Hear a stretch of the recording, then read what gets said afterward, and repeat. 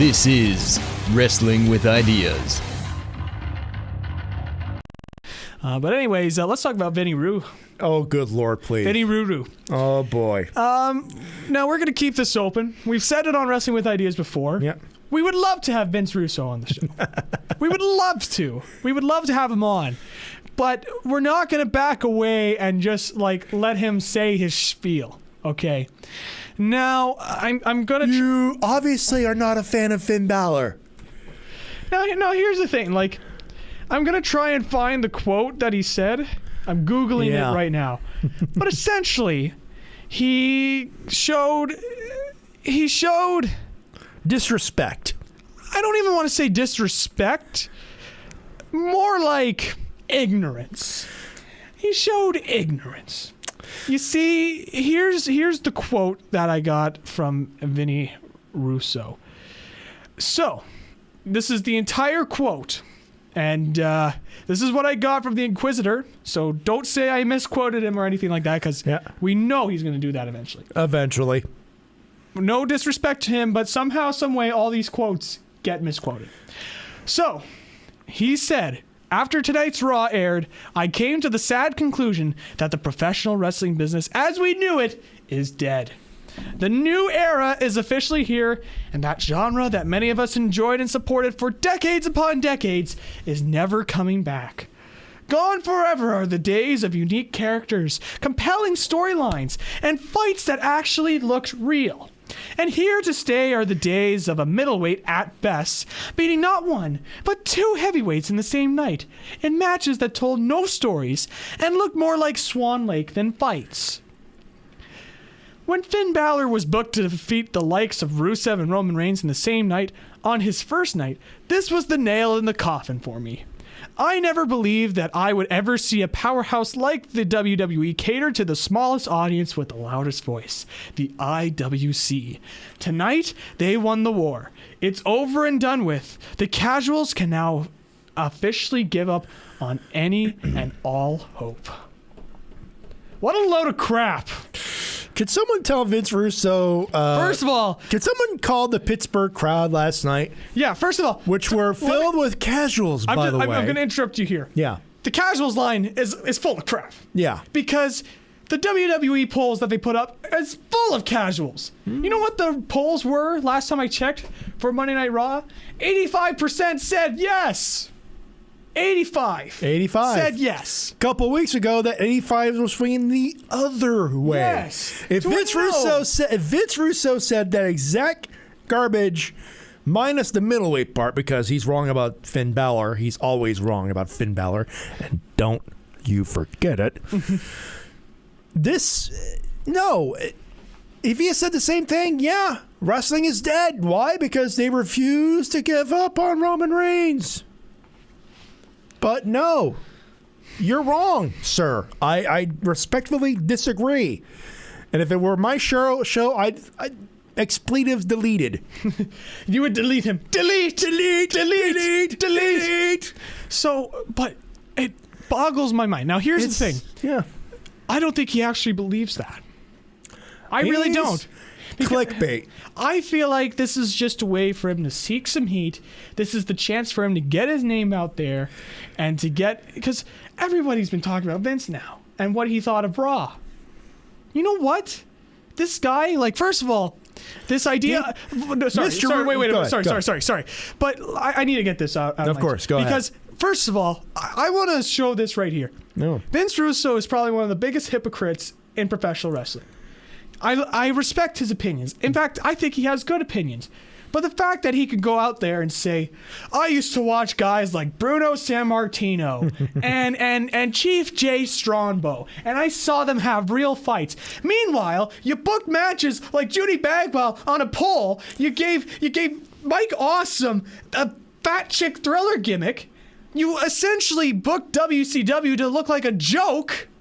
And you want to tell me, you want to tell me what real fights are? You want to tell me what compelling storylines are?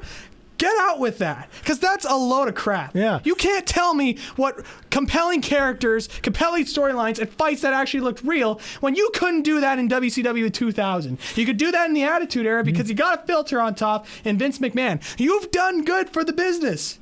He has. He's done good in the Attitude Era, but when you come at me and you say unique characters and compelling storylines and fights that actually looked real. You can't tell me about fights that actually look real when you booked every goddamn match as a pole match. You can't. That's so hypocritical of you to say. And you want believability. Why did you book your shows in which you thought the fans knew everything that was going backstage? He's a hypocrite. Yes. A massive raging hypocrite. He can't, like, if he were to have applied all this stuff, but he's never said, I've changed my views from Crash TV. I look at wrestling like this now. He's never, ever said that. No. If he could come up with a clip of him saying that, I will retract my statement. But he has never come out and said, I have changed my views on professional wrestling. I have changed it. The Crash TV thing, it was a fad. It doesn't work. It was good back then because it was the 90s and you could do whatever you wanted on cable TV, that sort of stuff. And I'm looking at wrestling now and I like the old school aspect. He has not said that once. Not once did he say that. Not one at a time. So the nerve of this guy to come out and say and lecture me about fights that actually look real makes me sick. Because this guy booked TNA. He booked an electric steel cage match. Whether he wants to blame it on Dutch Mantel or not. He was involved on the writing team that approved it. What a raging hypocrite. What a raging hypocrite. Sorry, I just ranted really hard there. Yeah, but it's your show. You are rant mode, sir. I haven't ranted like this before. First off, that's what happens when I'm around people. People enter rant mode. But no, first off, I'm surprised you thought WCW wasn't a joke before Vince Russo took over. And second of all, he booked a giant yellow cage match with Hulk Hogan in it and everything else as their first live show going against Monday Night Raw. They literally had people going, change the channel. Yes. Mr. Vince on a pole Russo. So everything that he says to me, when he comes up with this sort of crap, all right? Yeah. Like, now here's the thing. People are going to be like, it's not like what he's saying is wrong. What he's saying is not wrong. Like, I do believe in unique characters, compelling storylines, and fights that actually looked real. Yeah, they have their place in there. NXT is full of those matches. But when you say wrestling's died, and your reasoning is because of those, even though you have done the opposite of that, you killed a wrestling company or helped kill a wrestling company. You were with the company when it died. Let me break the fourth wall. And he didn't kill WCW, in my opinion, but he didn't do much help for him. No, and no amount of giving the belt to Arquette got us on USA Today. USA Today is only one media news conglomerate. One media news conglomerate. One newspaper, was it on Fox? one day. Was it on ESPN? Nope. Was it on CBS? Was it on NBC? Was it even on the Turner Broadcasting Networks? Your own company was undermining you there, brother. No, here's Mr. Russo. Let me ask you a very good question. Let me break the fourth wall a little bit. Did you actually watch Raw? Like fully, from bell to bell, from the first promo to Finn Balor winning against Roman Reigns, which, by the way, was the right call. You're wrong on that, by the way, sir. Let me ask you: did you watch Sasha Banks versus Charlotte? Because that was a great match. They're not heavyweights. They're not middleweights. You could probably argue they're bantamweights, but no, they were women and they fought and they had a good match. And it felt Finn Balor has felled Kevin Owens, who is a heavyweight, and they had a match of the year candidate in Japan. Yep. And if it weren't for Bayley versus Sasha Banks at TakeOver Brooklyn last year, they had a great tag team match, and the crowd probably would have ate it up, and they did. Mm-hmm. Same dude faced the likes of Shinsuke Nakamura, who is not technically a quote-unquote middleweight. He's not a heavyweight either, though He had to gain weight to be the IWGP Heavyweight and Intercontinental Heavyweight Champion. Thank you very much. Face guys like Sami Zayn, Tyler Breeze, when Tyler Breeze actually had a career, sadly. So you're going to tell me that after all that work, all that fan support, Raw's dead, there's no rumors, Attitude Era was created by me, Car Crash TV. No. I agree with that rant. Yeah. I mean, here's the thing. Here's the thing. I know Russo has not said he takes credit for the Attitude Era. I know he said that. Yeah. But at the end of the day, that was 1999. At the end of the day, we've just stooped to his level. He's won no matter what because people are talking about him. Put yourself over, a-hole. People are still... well, it's not even that. People are still talking about him. You know why? Do you remember what his philosophy is? Ratings. Yeah. What can you do to get people to watch your shows? He knows how to do that. And guess what? He did what he does best. Tries to stir up stuff so that the most people can tune in to what he has to provide. Which, by the way, is technically what WWE did. Yes. But they did it through, hey, we're a wrestling show. We're on for 3 hours. You know what could work?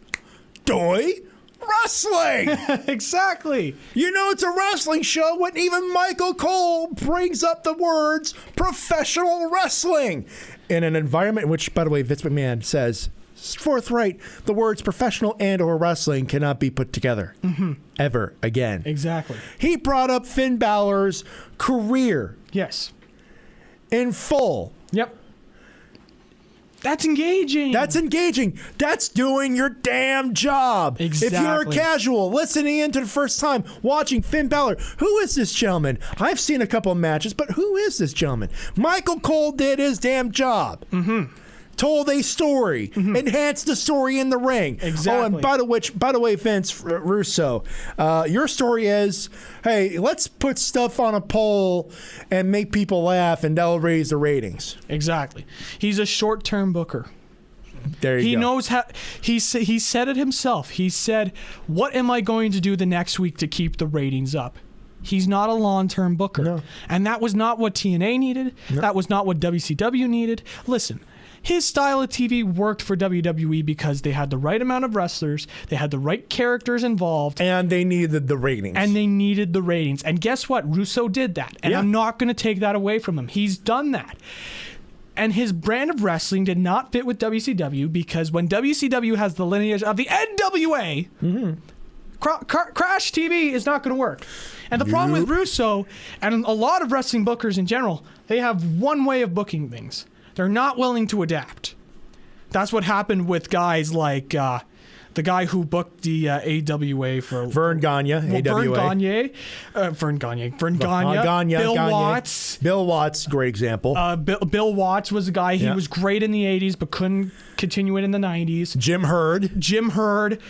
Kevin Sullivan. Oh, good Lord. Sullivan's a good booker, but he was not a good booker in the Again, it's a cheap 90s. plug for OSW Review. They're going over the Dungeon of Doom story arc, and that'll tell you a lot about Kevin Sullivan. Jim Cornette has great ideas, but the problem is he has not adapted to the new wrestling style. But he promoted guys like Samoa Joe or Austin Aries is a good example. Kevin Owens to some extent. Yeah. Sorry.